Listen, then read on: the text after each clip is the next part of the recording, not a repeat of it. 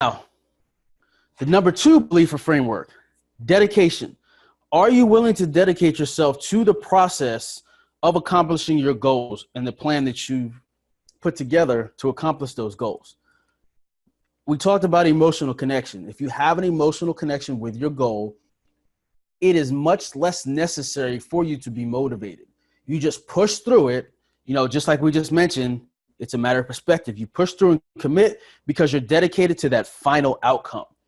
If I just say I want $5,000 a month and I don't have a why behind that, there's no reason for me not to sit on the couch and, eat chips and binge watch Netflix instead of going out and studying or working or taking that training or, going out and selling that PLR product. Because it's 5,000. I'm not making 5,000 now. My life isn't so bad. Why would I do it? It has to be an emotional, a real something behind it. And that you're not going to find that. Well, can't say you're not. You may not find that right away. So it takes some kind of soul searching and clarity. And we'll talk a little more about that. But you want something that's you don't have to force yourself to be motivated. So, and you also want to ask yourself, what are the risks that you'll entail in order to accomplish your goal? What do you need to overcome to reach that goal? Can you dedicate yourself to the process of dealing with those risks and overcoming those obstacles to accomplish your goals? Like if you're not going to be able to spend time with your kids for a certain period of time, or your spouse, or your family, or your friends, or you're not going to be able to hang out with the guys and go play pool or the poker, or whatever the case may be, can you really dedicate yourself? Is what you want that important to you, where you're willing to sacrifice? If it's not, you might want to kind of rethink where you're going. Are you willing to do anything to reach your goal, to reach your mission? Having a goal with the emotional connection helps, again, with the dedication and commitment. Now, we talk about setting a goal, and we'll go deep in the next training. But when we talk about setting a goal, you don't want to set something easy and meaningless. Like I want $5,000 a month. I want $100 a month. That's easy and meaningless. It's not something that really has a substance to it. It should be something way out of your grasp, or at least out of your grasp. But when you accomplish it, because you follow the 4X system, you will, when you accomplish it, feel amazing. And you'll want more of that amazing feeling. Because accomplishment and success is addictive. Once you stop and think about the last thing you accomplished and how it felt good. Well, imagine if you can repeat that over and over and over and over again, just by following a certain plan. Well, that's why you're here. So by setting something out of your comfort zone, you'll grow. Like anytime you're uncomfortable, you can't grow unless you're uncomfortable. Think about when you were a teenager and they call them growing pains. Why? Because your body's changing. So you're, something's stretching or moving, or this is happening. Your bones are getting bigger, muscles are growing. When you're working out and, you want to look like a Men's Health model or a ladies fitness journal model, you don't get that way from just being. You get that way because you've torn muscles, you've ripped muscles, you've done the work, and you did that so that you could achieve the result that you see in the mirror, or you can see other people say, hey, you look really good. Did you lose weight? Did you tone up? Have you been in the gym? You feel good. So what do? If you did that 6 months later, you came back and you've gained 150 pounds and you look different, you're not going to get those same responses, and that's not what you want. So you do what you have to do to maintain, and that's the dedication. Risk versus reward.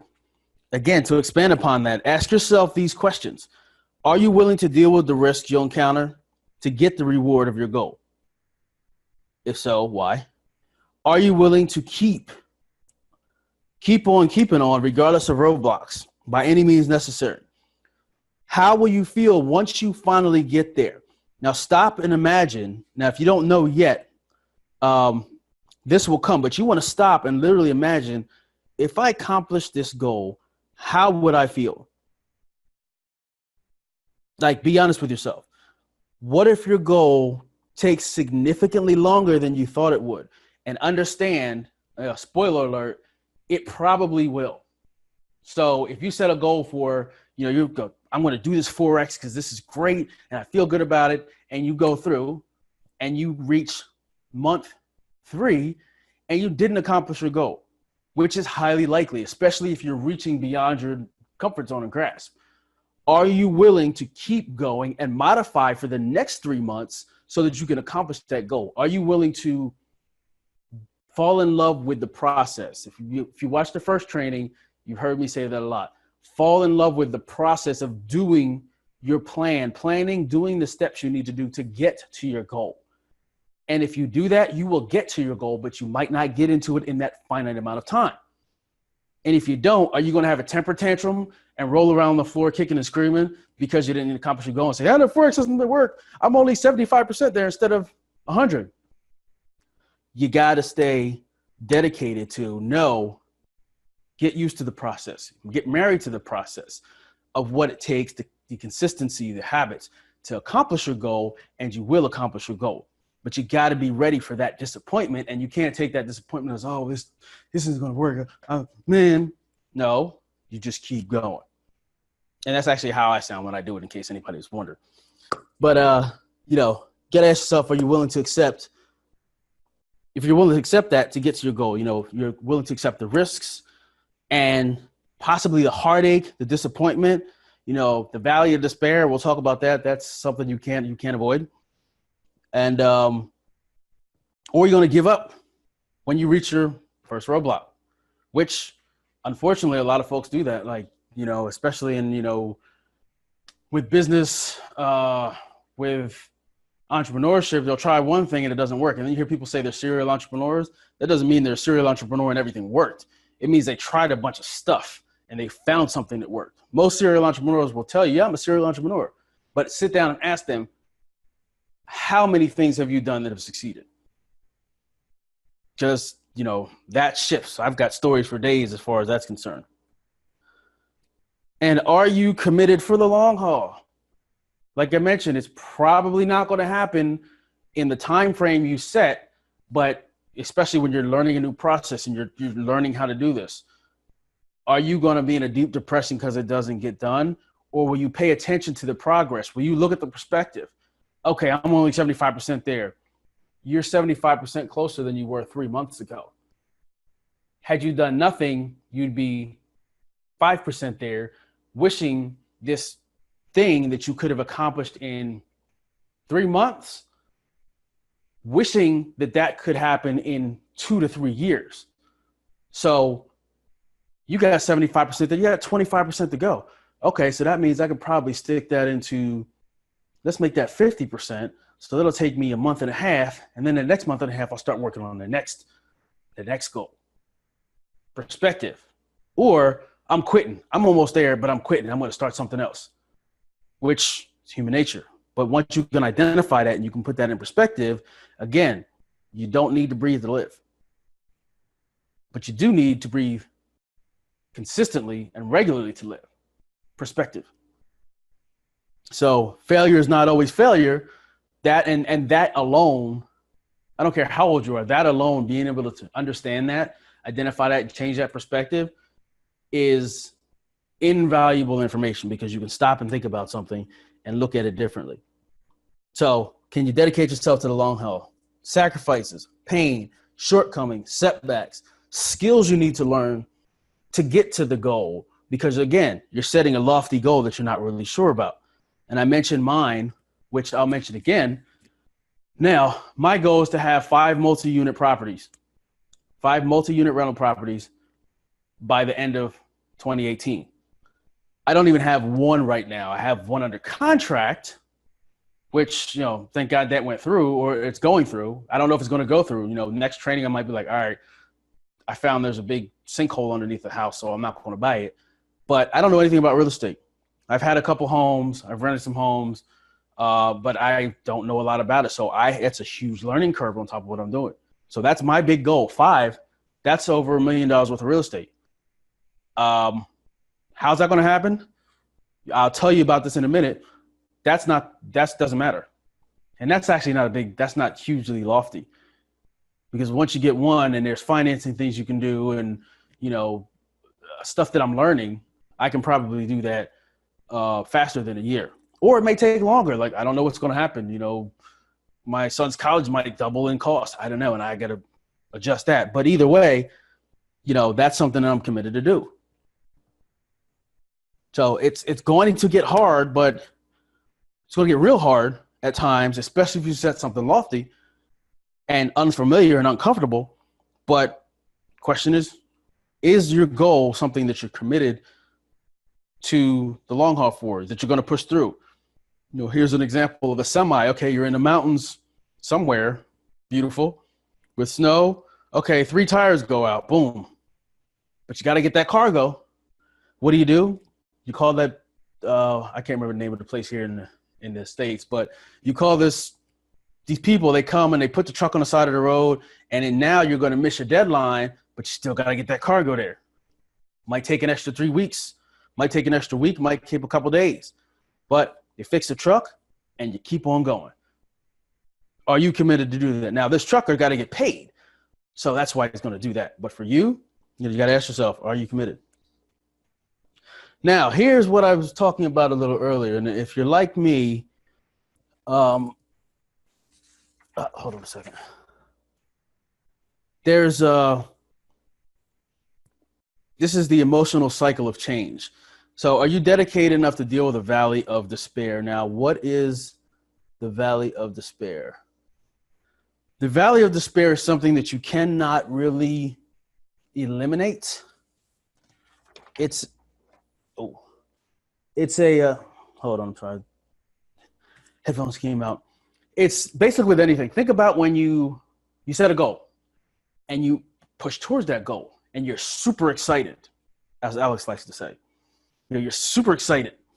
It's called uninformed optimism. Like for me, I'm going to put myself back in here.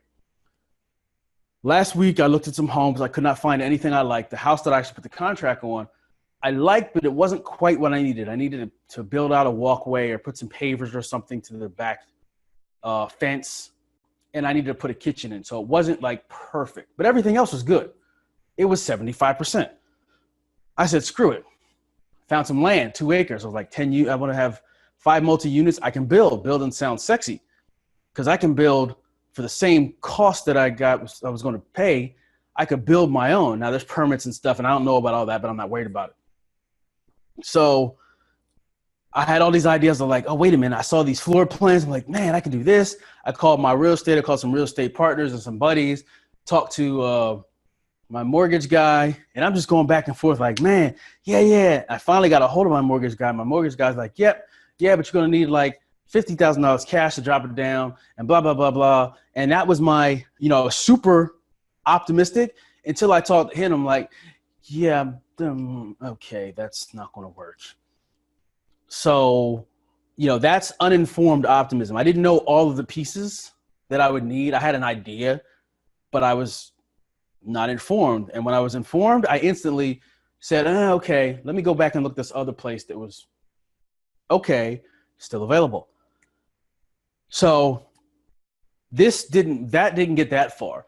But even with the place I got now, you have your uninformed optimism, which is you're super excited about what it is you want to do.